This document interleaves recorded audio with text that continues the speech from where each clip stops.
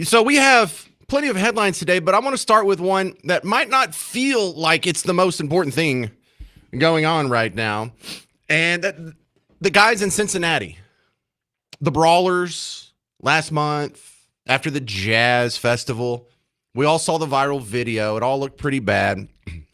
And while, that's a bad end to anyone's weekend, there's the painful irritation of the racial angle on this. And so a lot of people are watching this for the same reason that they show extra interest in a George Floyd or a Michael Brown or a Trayvon Martin or something to that effect.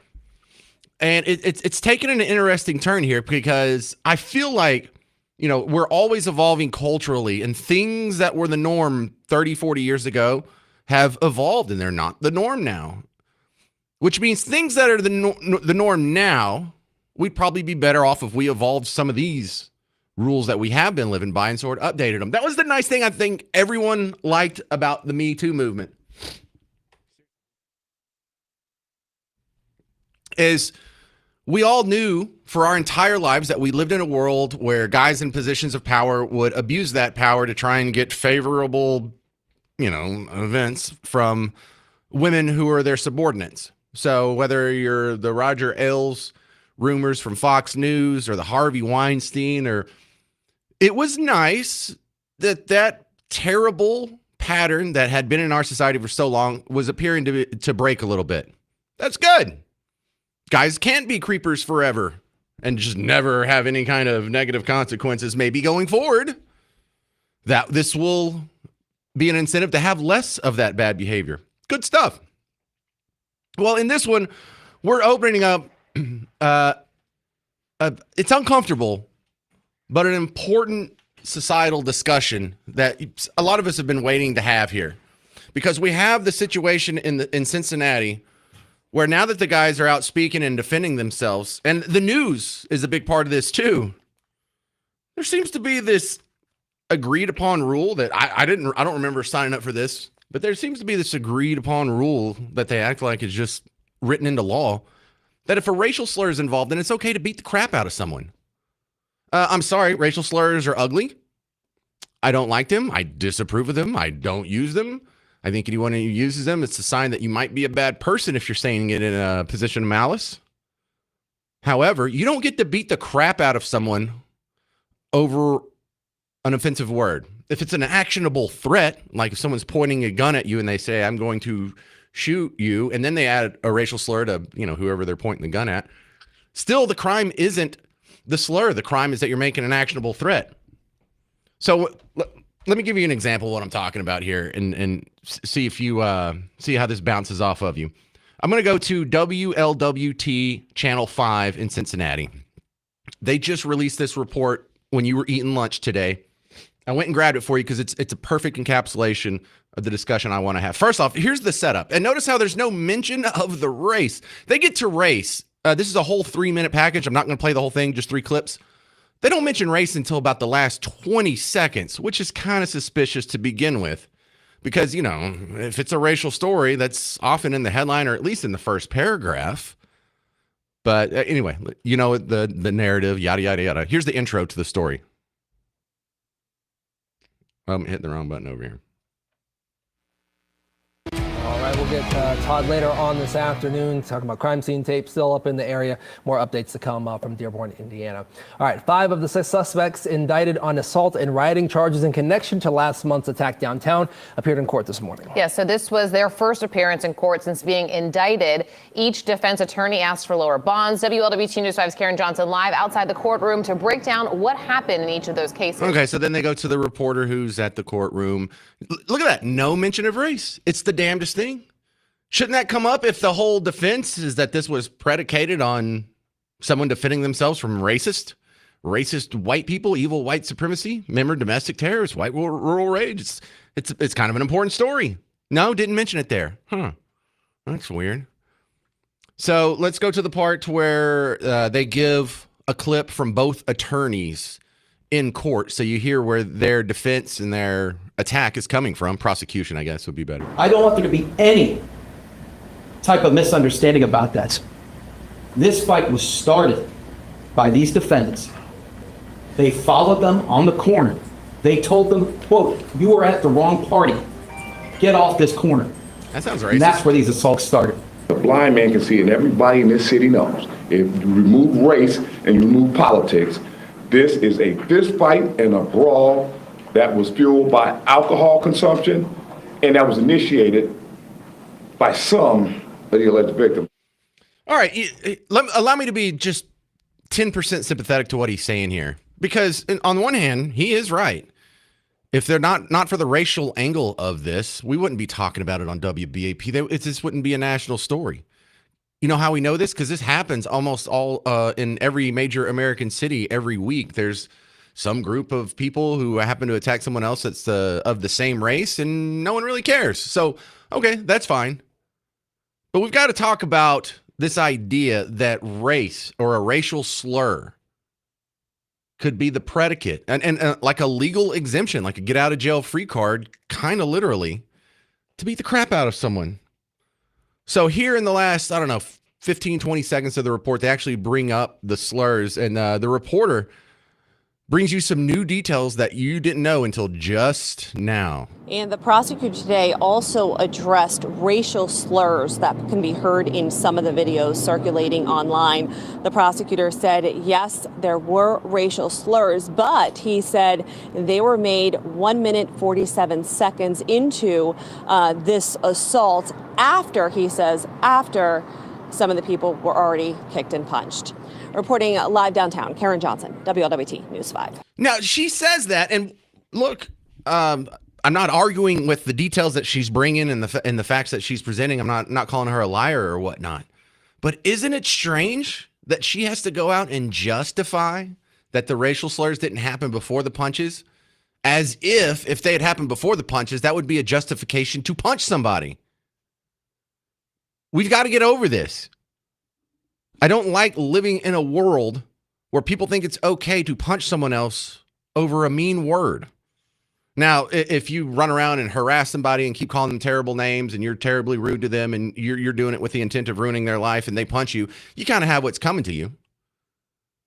But this whole idea that just because someone says a word, that it's a get out of jail free card if y'all just mob violent, beat the crap out of them, and concuss a few other people around them too. Should you be allowed to punch somebody if they call you a racial slur? 800-288-9227. 800-288-9227. I'm James Parker on News Talk 820 and 93.3 FM WBAP.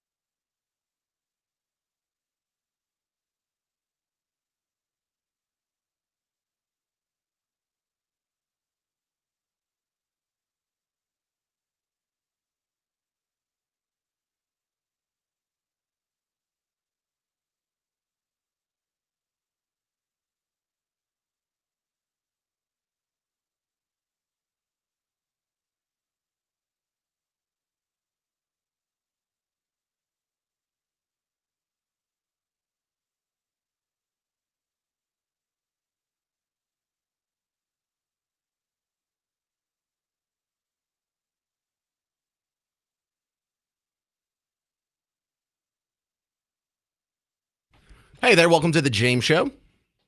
News Talk 820, 93.3 FM, WBAP. I am your host, James Parker. Thank you very much for tuning in today.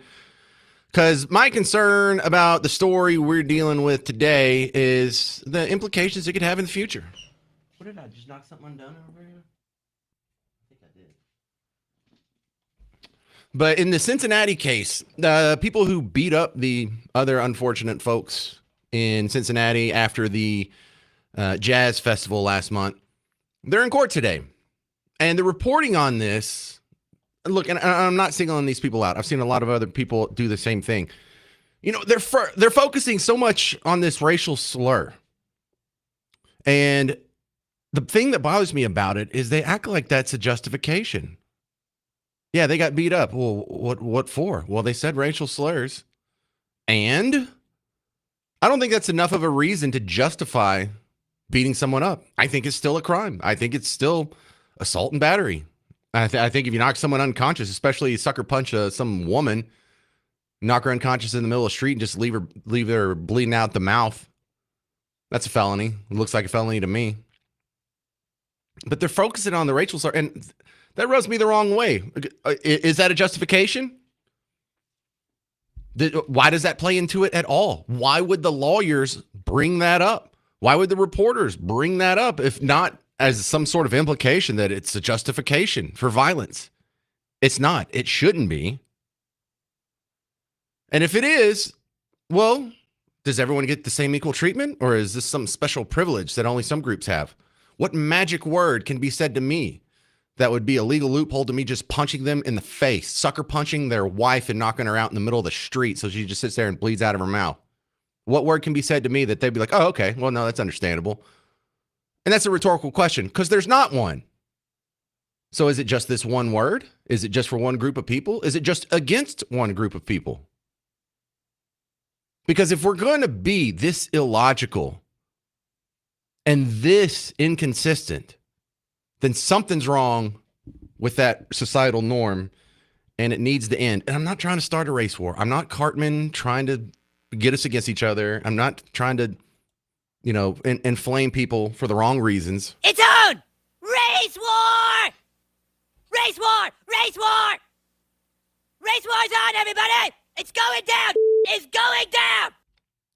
This is Andrew in Georgetown on WBAP. Good afternoon. I think you got the right to punch. There's a difference between sucker punching me. If I was walking down the street with my wife and somebody came up and called her a nasty word. Now, if there was like five guys, obviously I'm not going to clock somebody. Listen, I've never been in that situation before. I'm just thinking of what I would do and I would hope I would do for my wife. But if somebody came up and, said something terribly derogatory, I'd punch him. And then if he went down, that would be it. There would be no more kicking or anything. But same thing, if a black guy happens to be walking with a black girlfriend and somebody comes up, why are you dating? He's got a right to clock that person, not to beat him into oblivion, but got a right. I think that person's got it coming. Where do you draw the line? One punch. No. I mean the language. What language allows you to assault and batter the guy next to you? I don't know that there's one word, but I don't think that you should have to take it. Well, you should. Some guy can just come up to you and just insult your wife or insult who you're with and not pay some sort of repercussion. I don't know that I would. Again, I've never been in that situation, but I would hope if somebody insulted my wife, you would punch him in the face. Yes, if somebody said, "Oh, look at your wife is dressed. She's wearing polka dots with stripes." No, but if she said, my wife's a whore, or hey, I did it with your wife, and she was great. Yeah, I'd want to attack the guy. All right, I did it with your wife. You gonna beat me up now? Yes. That's a good answer. Yeah, when I come to the radio station, I'm gonna come and whoop ass. Yeah, click. But I think there's got to be some sort, there's got to be some sort of chivalry out there that we're all just supposed to. Men are just, we're already been, have our what's cut off. We've got to be able to protect, and there's got to be some chivalry. It's got to come back. See, I don't know where to draw the line. I don't know where to draw the line, but I'm not going to let somebody insult my wife. I'm not going to let somebody insult my mother. Well, Andrew, then you're giving power over someone to just send you to jail whenever they want to, if that's your reaction. Now, I don't think they should have zero consequences. If you're in a place of business, if you're in a restaurant or you're in a bar or you're in a venue, you should be able to go to the management and say, look, this guy's harassing us. Can he please be removed or whatever? Well, I would do that if it was in a restaurant. But I mean, if I'm just walking out in the street and somebody comes up to me in front, I'm just not. I don't know that I could just walk away. It depends on how big the guy is, isn't it? It does depend on me. Like I said, I've never done it again. I'm 6 foot. If he's 6'6", I'm saying you're right, sir. He is a right. So now you're not doing it based on the principle of I'm not going to let someone insult my wife. You're like, I'm not going to let someone who's smaller than me insult my wife. So now you're not chivalrous. Now you're just a bully. Well, maybe it's an emotional question, and I get where you're coming from. And I see these movies like Oh Brother Where Art Thou or whatever, where they talk about back in the day, how dare you insult my last name? Them's fighting words, and they would put up their dukes and go in a ring and have this sort of gentlemanly looking fight. I don't think that's the world we live in anymore. I kind of wish it was too. Keep in mind too, if that happens, and I've got to listen to this, why didn't you do anything for the next 2 months? Yeah, well, next time, wifey, why don't you hit him? All right, thank you very much, Andrew. Good stuff. Evan Richardson, you're on WBAP. What you got? Hey, thanks for taking my call. I think I agree with you. I don't think it's just you have the right just to go knock someone out just because they use a racial slur. And I think there's a double standard. And let me go back in time for a little bit, and I'll tell you why. Go ahead. The O.J. verdict. And you've had several jurors that were black come out over the last few years saying, yeah, we knew he was guilty, but we just wanted finally a black man to get off. And I think there's still probably that mentality just for the simple fact that race relations haven't gotten better since then. No, and for the older of us that remember, that feels like it was a make good for the Rodney King verdict, where the cops, It looks like the white guys got away with beating up a black guy. And so here, you gave us one, we'll give you one. Yeah, and until we get rid of that tribalism, people are going to be irrational and choose sides based on the skin color of the participants, and we've got to get past that. And when I say we both sides do it. One side seems to do it a little bit more. I'm just going to leave it at that, right, Greg? All right, thank you very much. Evan. 800-288-9227. Is a racial slur a justifiable excuse for the Cincinnati brawl? Is it a justifiable excuse for any brawl? Where do you draw the line? I'm James Parker. It's News Talk 820 and 93.3 FM WBAP.